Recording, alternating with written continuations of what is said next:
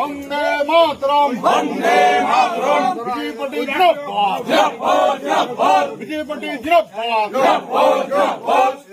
বিজেপির গরিব ঝান্ডা দিকে দিকে উঠছে উড়বে উঠছে উড়বে বিজেপির গরিব ঝান্ডা দিকে দিকে উঠছে উড়বে উঠছে উড়বে বন্দে মাতরম বন্দে মাতরম বন্দে মাতরম বন্দে মাতরম ভারত মাতা কি জয় ভারত মাতা কি জয় জয় শ্রীরাম জয় শ্রীরাম জয় জয় শ্রীরাম জয় শ্রীরাম।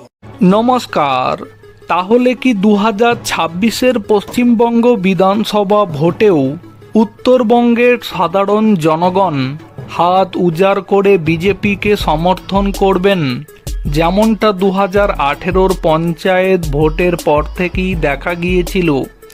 2019-এর লোকসভা ভোট, 2021-এর পশ্চিমবঙ্গ বিধানসভা ভোট এবং 2024-এর লোকসভা ভোটে উত্তরবঙ্গের বেশিরভাগ আসনই বিজেপি পেয়েছিল, যেখানে 2021-এর পশ্চিমবঙ্গ বিধানসভা ভোটে সারা বাংলা থেকে বিজেপি মোট 77টি বিধানসভা আসন জিতেছিল।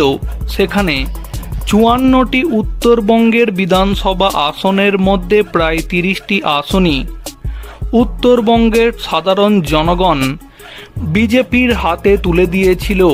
তবে 26-এর বিধানসভা ভোটের আগে বিজেপির জন্য আরও একটি ভালো খবর হলো 2011 সালের পর থেকে যে বীরভূম জেলাতে অনুব্রত মণ্ডলের ভয়ে সাধারণ জনগণ বিজেপিকে ভোট দেওয়া তো দূরের কথা, বিজেপির ঝান্ডা ধরতে ভয় পেত, সেই বীরভূম জেলা থেকেও খবর পাওয়া গিয়েছে সিউড়ি, নলহাটি, মোরারই বিধানসভার মতো বিধানসভা এলাকা থেকে সাধারণ জনগণ দলে দলে বিজেপিকে সমর্থন জানিয়ে বিজেপির দলীয় পতাকা হাতে তুলে নিচ্ছেন।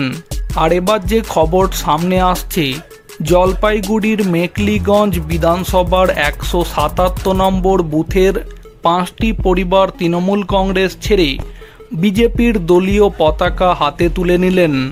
বিজেপির জেলা নেতৃত্বের উপস্থিতিতে ইতিমধ্যে সোশ্যাল মিডিয়াতে যে ভিডিও বিজেপি শেয়ার করেছে